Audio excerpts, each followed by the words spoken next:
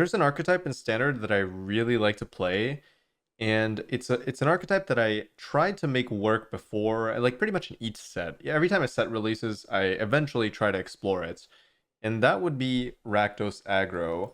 And the reason I keep giving up on it is mostly because it just feels like most of the time it would just be a worse version than Grixis or a worse version than Rakdos with Invoke, because you're trying to leverage more aggressive elements to the deck to go a little bit faster and mostly leverage Bloodthirsty Adversary, which is a card that I absolutely love, and I've tried to make this card specifically work. This is the pull towards this archetype, is to make Bloodthirsty Adversary work with a bunch of really good removal. For 5 mana, you get a 3/3 haste, and you pick 3 CMC or less instant or sorcery from your graveyard, and you get to cast that card for free. So you get a 3/3 haste that can remove something, you get a 3/3 haste that can burn face. It is just such a good card, and it's so fun to play around. So if you look at this list, I'm pretty sure you can tell it's not where it started off at. At first, I had Kumanos. I believe there was like a Transmogre in the main deck. There were less Bankbusters, 0 burn spells. The list I took was one that won a standard challenge, I think, on MTGO. And they were running no burn spells. And I quickly realized that that is just not where you want to be at with this deck. Leveraging Bloodthirsty Adversary in the mid game, most of the time with an aggro deck, your opponent's going to be low enough that you really want a few burn spells to kind of close that game out as fast as possible and to kind of ignore board presence, because sometimes they have like a wider board state and you're missing like 2 to 3 damage, and that's where Lightning Strike and Play with Fire would really be way too useful, especially with 4 copies of Shield Red, with Trespasser, with the Chick. All of this small chip damage is going to add up, and usually you'll be a couple of points off from winning the game.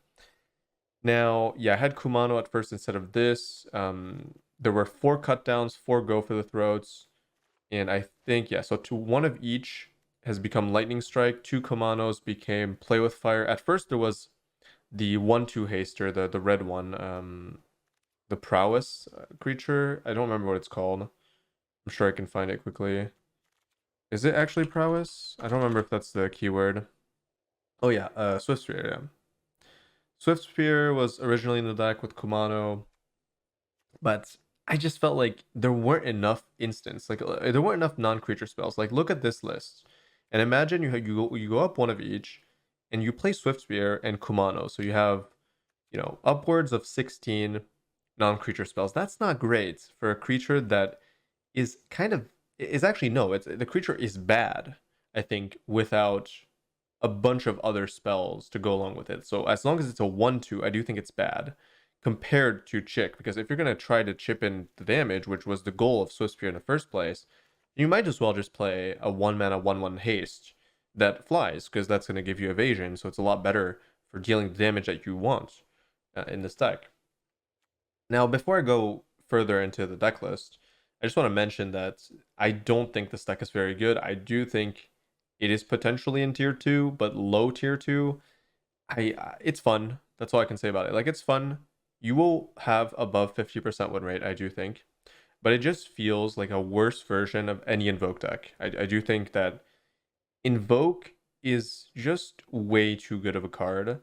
And I tried to play it in this deck, and I could not figure out the mana. Like, there's absolutely no way that you can play a 1-drop with Invoke, because a red 1-drop, I mean, you cannot play red 1-drops with Invoke.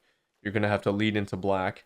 And the problem with doing that is that you end up with a deck that is essentially just Rakdos Invoke. If you cut the Chick and you look at this deck list, then what you're working with is essentially just Rakdos midrange, which is essentially a worse version of Grixis. So it goes back all the way around to slowly moving you towards Grixis, and then eventually you ask yourself, why are you playing this? But I can't say that, Bloodthirsty Adversary isn't a really good card, and I love playing it. So if you prefer playing Bloodthirsty Adversary over Invoke, then you'll have a good time with this deck. I think you are losing some power, but you can still win a lot of games because Rakdos is a very strong color combination in the format. It has a lot of good cards. It's leveraging like really, really powerful creatures and the best enchantment in the game right now. and the best removal in the game right now. So you have the best of everything, which makes a good deck, but it makes a slightly weaker version of other decks. But still, since we're working with decks that are absolutely at the top, making it slightly weaker to play cooler cards, I think doesn't really represent a huge downside. I think if you're looking for a cool alternative, I do think this deck has legs for sure. It's not bad. But usually when I play decks like this, I question why I'm actually playing this, because my goal in the end is still to win matches. And if I realize that I would have won if I was playing Invoke, and I'm not playing Invoke, then that makes me feel a little bit bad, and that does not make me want to play this anymore. But I know some people just like to play cool different decks and cooler cards, and they don't really have like a fixation on playing like the best version of every deck, which is kind of my problem when I'm starting to deviate from that. Anyways, the mana base is really good with the addition of Black Cleave Cliffs. And I have two Sokenzan, which I think is actually fine, but I'm questioning it sometimes. But it's very useful to have those two extra hasters to deal the last remaining damage points in some situations. I do think you could cut the Murex potentially for Sokenzan. I think this is probably more relevant than Murex. Although, no, I wouldn't say that. I think if you want to play it safe, just cut the Sokenzan. I'm just playing it because it does feel like this deck, losing out on Invoke, you want most of your lands to be useful because you don't want to flood. You don't really have that many burst card draw things. You only have Fable that can kind of ditch lands for other cards, but that's about it. You have the blood tokens too, so in the end you have good card selection, which is good. But yeah, the mana base is solid. It's you cannot touch the basics, I think. Let me see. I think I did the math on this already, where no, actually you could. You can touch the basics actually, but I mean there's no reason not to keep it as is, right? Like what would you really do instead of this? The problem is you do need 14 red sources for a 1-drop, and right now we're at 18, which is a lot. So maybe you can go down a few red sources for like a Murex, but the issue in this list specifically, and maybe a reason to move away from Harvester, which is kind of difficult to do because Harvester is so strong, is that if you play more utility lands, which I would potentially do, what I would do is maybe add another Murex and go down some basics. Maybe add what is that land that draws the Roadside Reliquary? Maybe one of those, because since you only need 14 red sources, we're way above that. It's just the problem was that I didn't want colorless lands because otherwise I would not be able to cast Blood Tithe Harvester. So that's something to think about if you're looking for more utility lands, more ways to use your mana that would not be in the form of basics. Then I recommend maybe trying cutting Harvester, adding Transmogrant in the main deck. It could work. I'm not 100% sure, but I do think Harvester is something to, that you do want in the deck. So unfortunately, that means we have to take a small hit to the mana to play a card that's as powerful as Harvester. Anyways, let's talk about the sideboard a little bit because the main deck is pretty straightforward. I don't really want to explain like each removal spell and the, Trespasser being good, shield. Like they're all good cards. You know how it is. Like there's not much to talk about. But the sideboard, we've got 4 Duress, and Duress is really good with Adversary. It's really good with pretty much everything because you're playing creatures that are threats. I'm talking about mostly Shield Red for the most part. Duressing your opponent's removal spells would allow you to potentially safely resolve a Shield Red on 4, and that could be huge. Even Graveyard Trespasser in some matchups can kind of snowball really quickly if you take away their removal spell as well. So Duress is pretty much pivotal to some matchups like Grixis and Mono White and stuff, any removal spell deck. Razorlash Transmogrant is pretty good. It's good against Grixis. I think it's kind of bad against everything else, but I mean, it's good against Control too, but that's about it. That's why I'm only playing 2, because I think it's good, but I don't have room for that many cards that are specifically teched towards certain matchups. I don't think it makes that much sense. Abrade is really good. Again, with everything with Adversary becomes doubly as good. So I don't even know if you need 2 Abrades. I would say 1 or 2. But Abrade with Adversary is very good. It gives you a lot of ways to interact with artifacts, and creatures are very flexible. It does compete with Lightning Strike in some matchups where you might want the damage phase though, so something to consider. Hearse, you absolutely need to. At first, I think I was running 1, and I quickly realized that in the Grixis matchup, you will need both. There's no going around it. Like, the fact that they have Appraiser is such a huge upside for them that you have to at least deny them that. And Unlicensed Hearse itself is a good creature in the mid game. Like it's going to be able to be crewed by most things, especially Fable token and Fable itself. So it is a relevant thing in the mid game, and I think for that reason you should definitely be running too. Soul Transfer, not a huge fan. This is one of the weaker cards in the deck. I would potentially cut it, but I'm not sure for what. I think I had the changes made and I forgot, and I deleted the deck and I re-imported it, so it didn't take into account the modifications. I cannot remember what I was playing instead of Soul Transfer and Gix's Command. Gix's Command, I'm 100% sure was not supposed to be in here. Let me think about this. What was I possibly playing? It could have been a 3-drop or something. I have a feeling. Oh, was it Phyrexian Fleshgorger? I think that might have been it.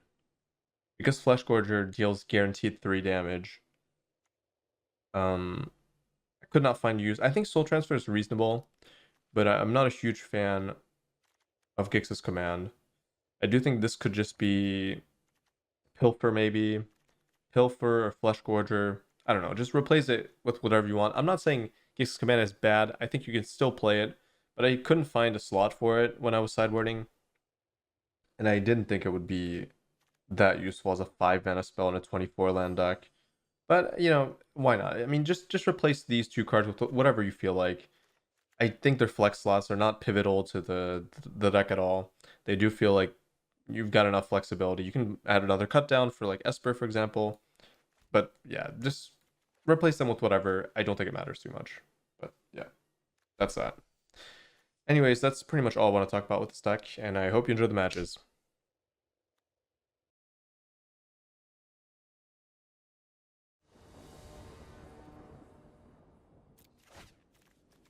Okay, deck. Yeah, this is why I think Chick is better than the 1/2. Doesn't require any other support.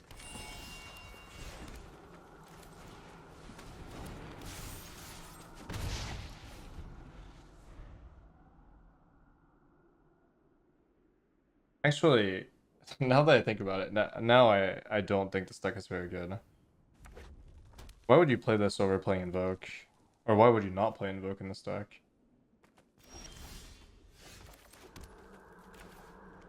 I doubt there's an actual reason for that.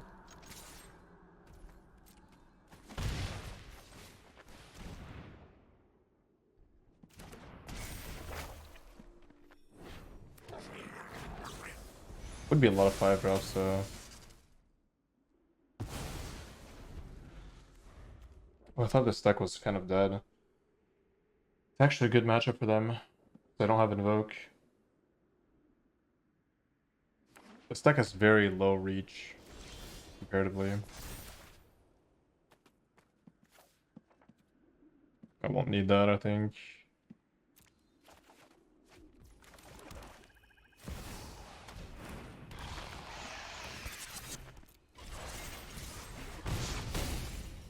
The only reach it has is Shield Red. I guess it has Hasters too. So maybe because I'm on the play, still in favored here.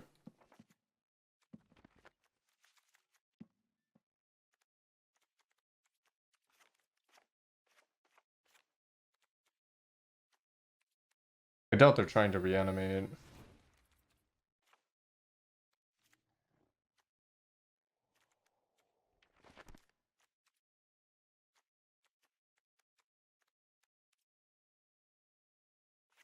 Still need some amount of removal.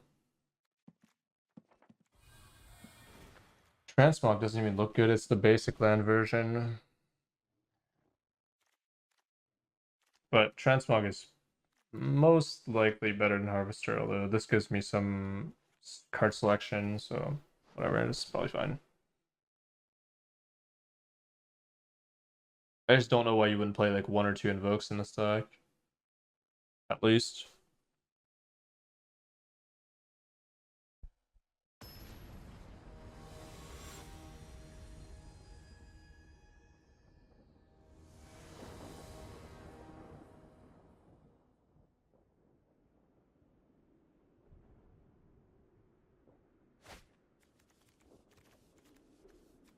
Oh, that's surprising, but guess I have the Mirax as my saving grace here.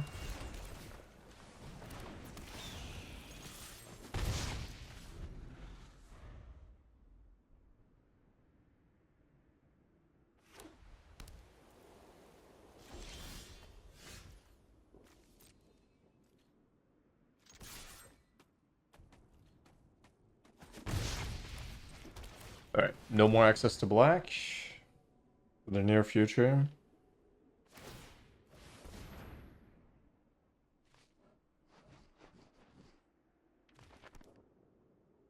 This is gonna be a problem. I don't think my deck is good at all in this matchup without Invoke. No reach. No real reach at least.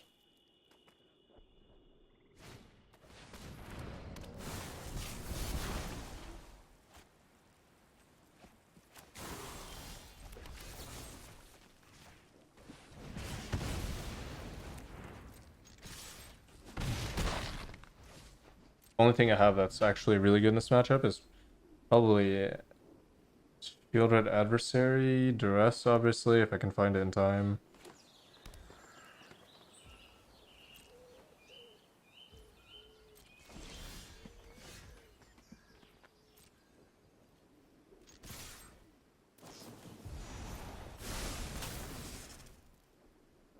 I'm playing it like my tempo is just too slow here, I think. Especially with no... Yeah, I don't have any way of dealing with that. I can't cast this.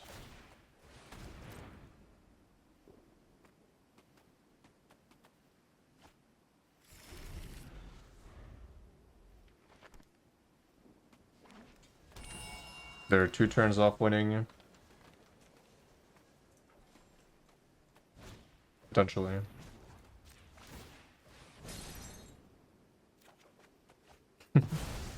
Okay, it's kind of unlucky. But at least I can do it temporarily.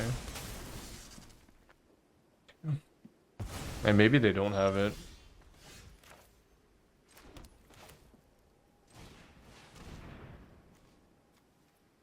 Maybe they don't have a Traxa. Doubt.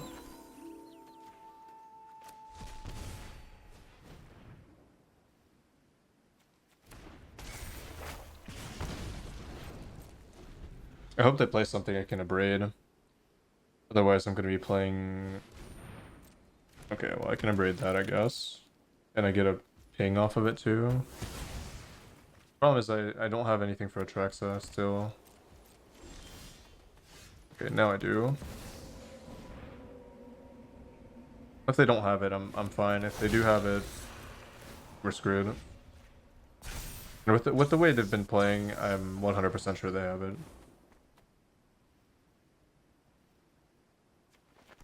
Third binding? If third binding, I'm not sure they have a Trax in hand, then that would be too much.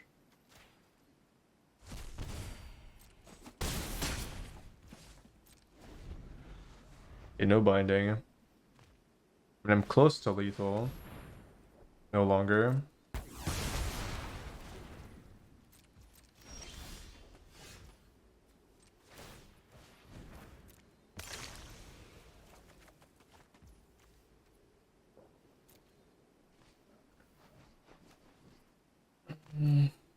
I need the damage.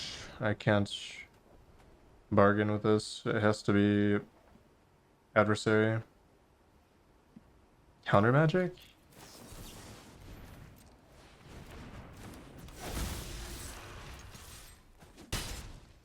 That seems hard to cast in their deck. Bunch of basics. Okay, well, that means the Traxxas coming next turn. Especially if they play it. Oh, if they don't play it, they might not have it. That sucks. At least I still have something to do, but a little bit unfortunate that I only found a 1 out of 18 black swords. Wait, is it 18 actually? No, that 18 is on the other deck. This one is 17.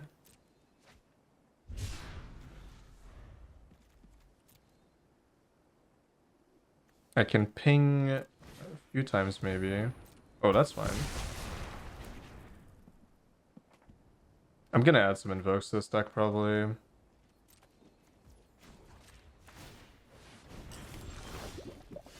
Okay, that's also fine.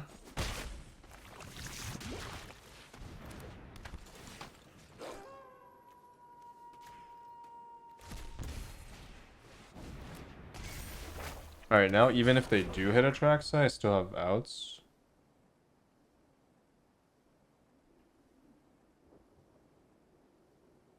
Not many, but... Third Depop.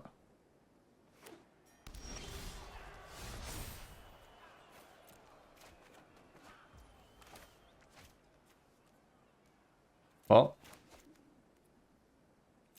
This is really interesting.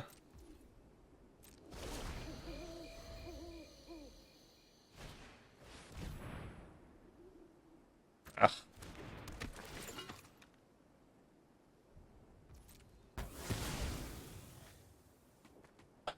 I wonder if I go for the Mirex here or not.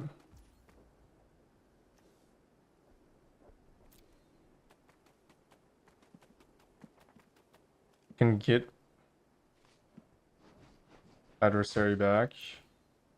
But then I think I would lose. Well, they don't have a Traxa, right? Okay, I'm just gonna assume they don't have it. Okay, Shield Red is probably better than getting Bloodthirsty Adversary back. Oh wait, I can't cast it. Oh, never mind. I knew I was gonna be able to cast it, of course.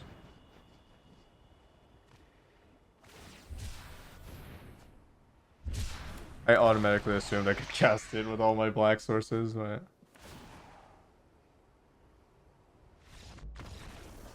My bad, my bad. I just assumed that I had enough to cast it. But of course I'm on 6 mana with 1 black source.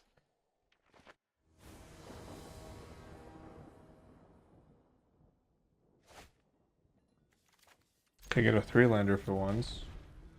No 1 mana play. I feel like Duress main deck is not outrageous in this deck.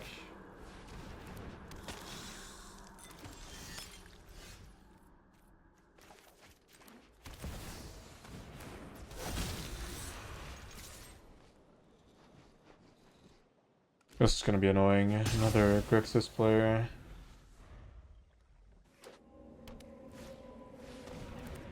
Fable on 3 on the play. I always have to play so much more defensively because of that.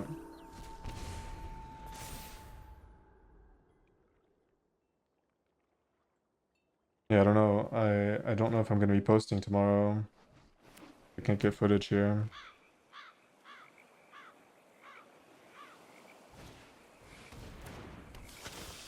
Yeah, perfect curve out, pretty much. Of course, the Appraiser to 2 mana spell would be devastating. But even this is already devastating.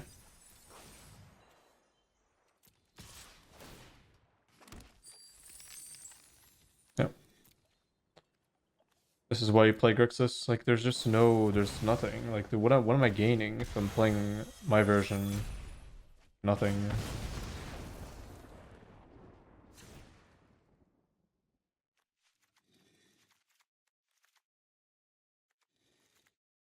Just nothing.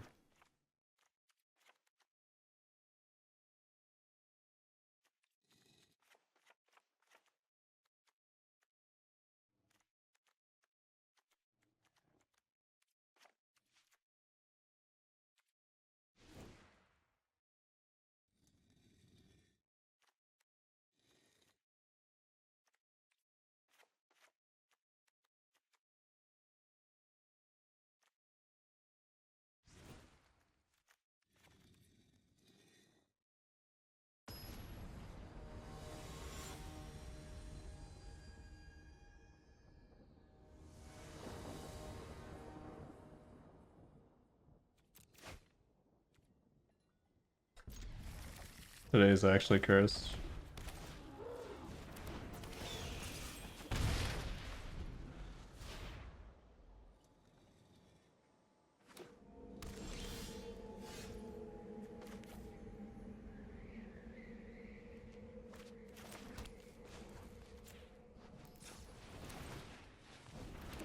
Oh, my curve is as good as it gets, but I have no follow-up, basically.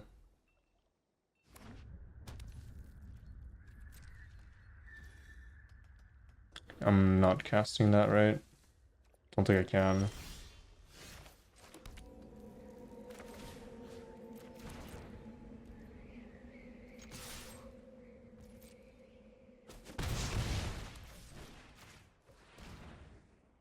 That's decent at least.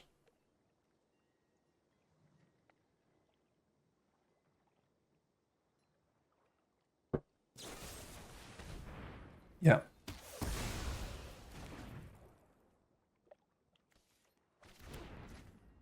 Worst case scenario, but no, that's worst case scenario.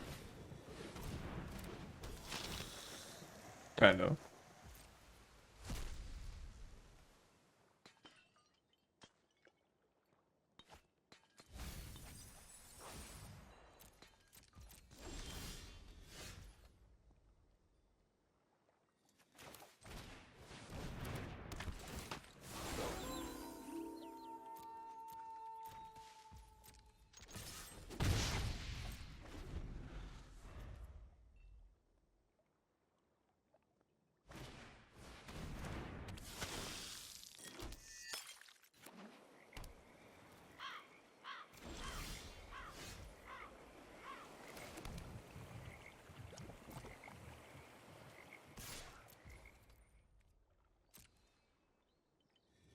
Question is, do I use this or not?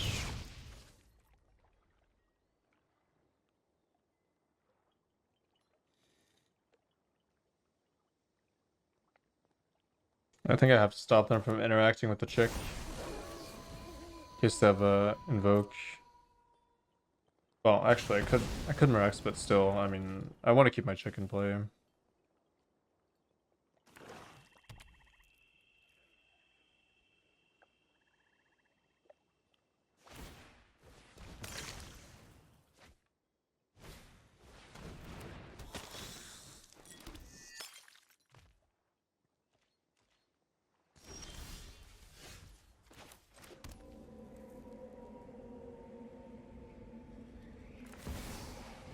Can't play around counterspell.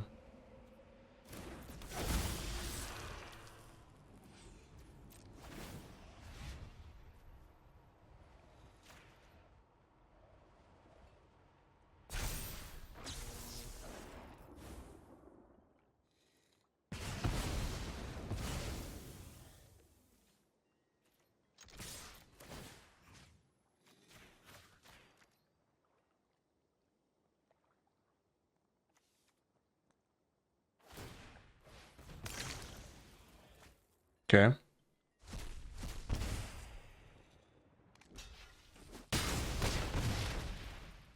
Not the worst spot. With the Sokenzan in hand. Okay. Got lucky. Too many lands. Happens with Grixis sometimes. 2 damage guaranteed. Do a check. But I wonder if I... No, I should do it. I should do it. I should do it.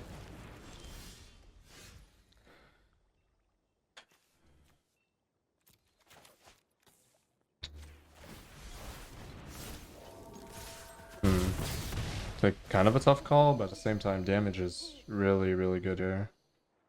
Can't pass up on it. I have reach with this deck.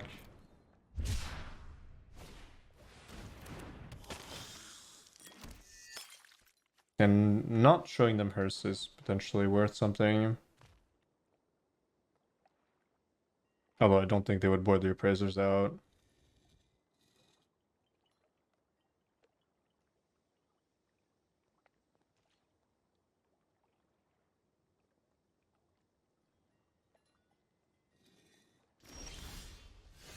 I have a feeling that there is a deck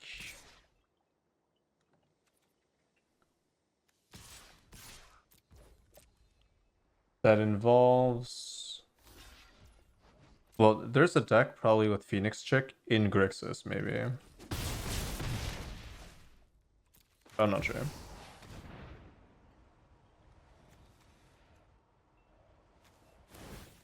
Corpse Surprise, there's such good like tempo card advantage. Like if I had it in this deck, I would play it.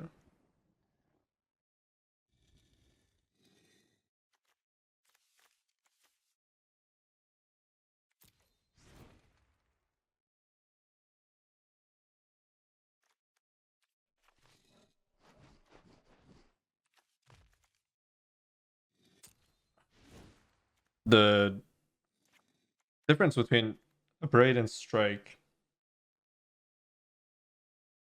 is something I'm very unsure about here in this matchup. Sometimes, like obviously destroying Bankbuster is good, huh?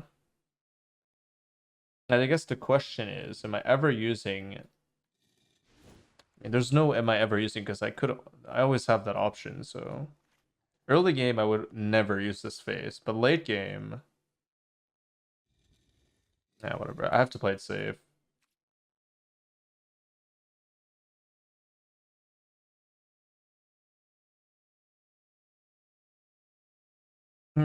Esper Control is terrible. I played a lot of it. I'm finally giving up on it. I have one last idea in mind for it, but I'm almost convinced that it's not going to work.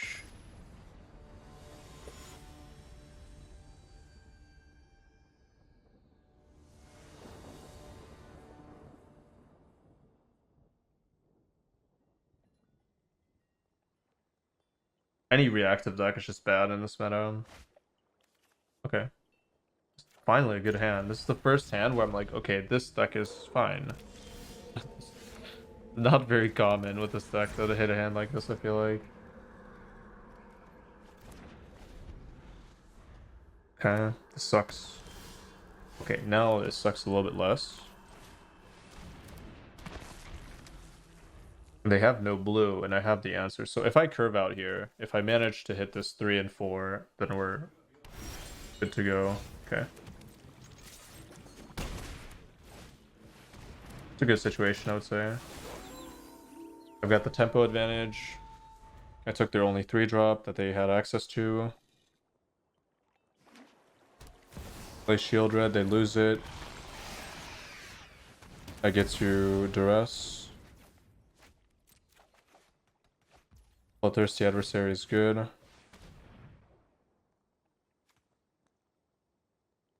Make disappear or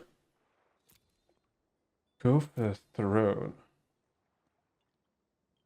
That is actually kind of interesting.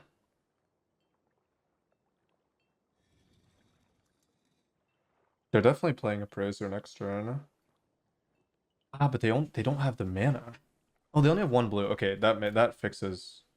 Yeah, that means it's always go for the throat. I was thinking about like what's better, because I can bait out the go for the throat and then play Shield Red. If I take the make disappear, they have to remove, right? But in this case, okay, this is totally fine. You have huge tempo. Ooh. Ooh, I have to play that.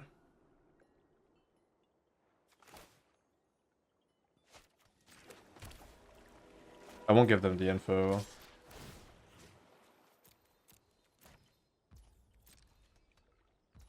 So they won't chump block and they'll pay the price.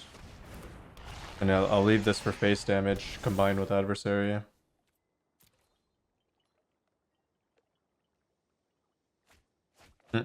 Yep. There we go. That was the plan. Very good. So I am beating Grixis. I feel like this was more convincing. The previous match was not very good. So this one felt pretty good. I feel like I'm moving it. I'm trying to move it towards having a better Grixis matchup. If you enjoy my content and would like to help me keep making it, consider joining my Patreon, where you'll gain access to a bunch of bonus videos, written sideboard guides, metagame tier lists, so for standard best of 3, for example, ranking all the decks, some game theory guides, as well as deck building guides, and other services depending on the tier, of course. Thank you to all the lovely patrons that are already subscribed, And I hope you all enjoyed the video, and I will see you all in the next one.